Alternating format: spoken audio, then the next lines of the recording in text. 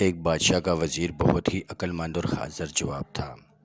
بادشاہ بھی اس کی ذہانت کی وجہ سے اس کی بہت قدر کرتا تھا۔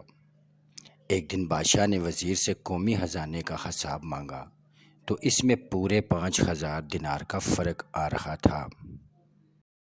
بادشاہ نے وزیر سے کہا، اتنی ساری رقم کہاں خرچ کی؟ وزیر نے بادشاہ سے کہا، آپ کے جلال کی قسم، میں نے اپنی ذات پہ 1 دینار بھی خرچ نہیں کیا۔ اس دربار سے جو بھی غریب خالی ہاتھ جاتا میں اس کی چپکے سے مدد کر دیتا۔ بادشاہ نے جب یہ سنا تو غصے سے پاگل ہو گیا اور وزیر سے کہا، تمہاری جرت کیسے ہوئی کہ میری اجازت کے بغیر میری رعایا میں خزانہ بانٹ دیا؟ میں تجھے سولی پہ لٹکا دوں گا۔ بادشاہ نے اس کو قید کرا دیا۔ رات کو سونے سے پہلے بادشاہ نے سوچا، وزیر کو قتل کر دینا ٹھیک نہیں، زیادہ سے زیادہ اسے وزارت سے خارج کر دیا جائے۔ دوسرے دن بادشاہ نے وزیر سے کہا، میں تم سے 3 سوال کروں گا، اگر تم نے سوالات کا ٹھیک ٹھیک جواب دے دیا میں تمہیں معاف کر دوں گا اور وزارت پر قائم رکھوں گا، لیکن اگر تم جواب دینے میں ناکام رہے تو وزارت سے خارج کر دوں گا۔ میرے سوالات تمہاری ذہن کی آزمائش کے لیے ہوں گے۔ وزیر نے کہا کہ میں ہر طرح کی ذہنی آزمائش کے لیے تیار ہوں۔ بادشاہ نے کہا، میرا پہلا سوال یہ ہے کہ ایک آدمی نے دیکھا کہ اس کی بیوی نہر میں نہا رہی ہے۔ آدمی نے اپنی بیوی سے کہا، اگر تم پانی میں ٹھہری رہی تب بھی تجھے طلاق ہے، اگر تم اس نہر سے نکلی تب بھی میں تجھے طلاق دوں گا۔ ان دونوں شرطوں کے باوجود عورت کو طلاق نہیں ہوئی۔ کیا تم بتا سکتے ہو کہ ایسا کیسے ممکن ہوا؟ وزیر کچھ دیر خاموش رہا اور پھر بولا، پانی میں ٹھہر جانے کی صورت میں اسے اس لیے طلاق نہیں ہوگی کیونکہ نہر میں پانی ساکت حالت میں نہیں تھا، بہہ رہا تھا، اور وہ پانی جو طلاق دینے کے وقت موجود تھا وہ آگے بہہ چکا تھا، اس لیے پانی میں رہنے کے باوجود اسے طلاق نہیں ہوگی۔ اب عورت ساری زندگی تو پانی میں نہیں رہ سکتی تھی، اسے باہر آنا ہی تھا، مگر اسے خدشہ تھا کہ باہر آنے پر اسے طلاق ہو جائے گی۔ نہر کے کنارے کھڑے اس عورت کے بھائی نے جب یہ دیکھا تو نہر میں چھلانگ لگا دی اور زبردستی اپنی بہن کو اٹھا کر نہر سے باہر لے آیا۔ اب اس صورت میں بھی اسے طلاق نہیں ہوگی کیونکہ عورت اپنی مرضی سے نہر سے باہر نہیں آئی تھی۔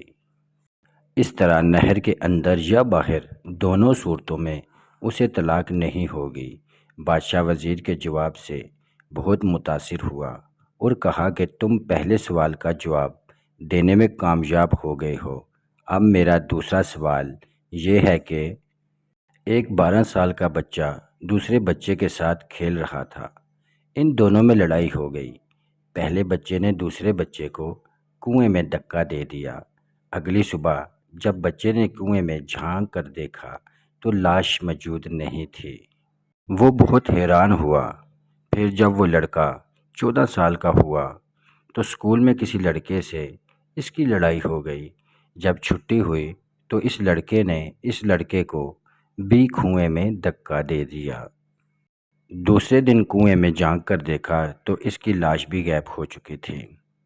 20 سال کی عمر میں اس لڑکے کو ایک لڑکی سے پیار ہو گیا۔ شادی کے بعد لڑکی کسی دوسرے آدمی سے ملنے لگی۔ لڑکے کو اپنی بیوی پر بہت غصہ آیا۔ اس لڑکے نے اس کو بھی کنویں میں پھینک دیا۔ دوسرے دن اس نے کنویں میں جا کر دیکھا تو اس کی بیوی کی لاش بھی غائب ہو چکی تھی۔